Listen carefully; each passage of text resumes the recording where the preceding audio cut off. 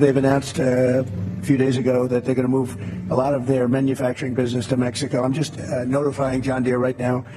If you do that, we're putting a 200% tariff on everything that you want to sell into the United States. Speaking to farmers in Pennsylvania today, Trump laid out another part of his economic agenda, saying he would put a 200% tariff on John Deere imports if the company moves production to Mexico as planned. In just a few months, America's most iconic farming brand, John Deere, was forced to shut down factories and lay off hundreds of workers across the Midwest.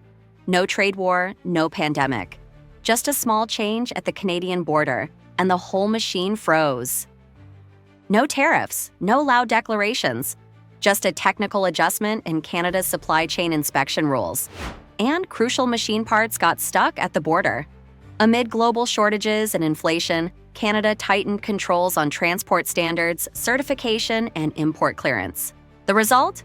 Vital components stalled.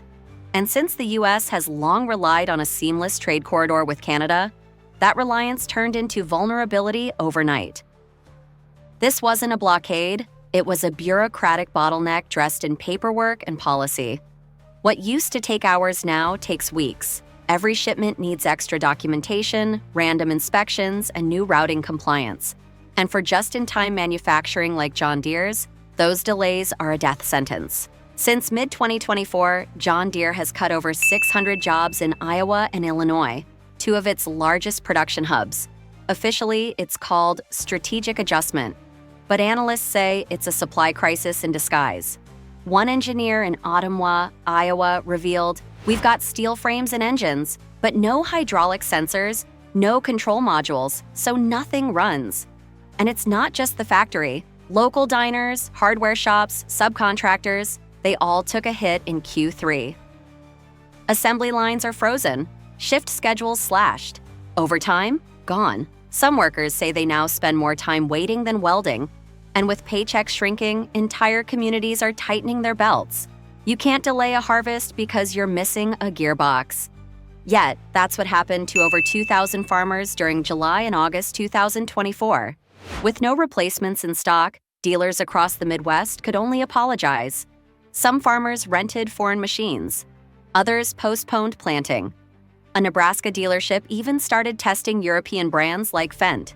When the corn waits for no one, loyalty is the first thing to go. Fields sat idle while skies threatened rain. Repair shops had backlogs stretching weeks. One farmer joked, "I've got crops praying harder than I do." Emergency rentals drove costs up, eating into already thin profit margins. And once a harvest is missed, you don't just lose income, you lose trust in your tools. Meanwhile, foreign competitors smelled blood. Kubota from Japan, Mahindra from India, Fent from Germany, all gained ground fast in late 2024. No price war needed. They just showed up on time, with parts in stock and mechanics on call. A Kansas dealer put it bluntly, "I never thought I'd sell Mahindra, but I won't keep an empty showroom while my clients walk out." As D.C. debates inflation and interest rates, states like Iowa, Ohio, and Michigan are done waiting. They're drafting bilateral trade MOUs around the Great Lakes, launching incentive packages to bring component manufacturing home.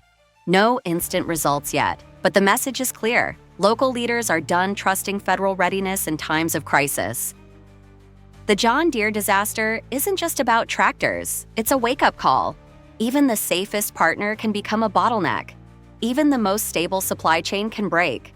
Experts are urging diversification, fast, because next time it might not be tractors. It could be medical equipment, defense systems, or critical tech. And next time, there might not be time to react.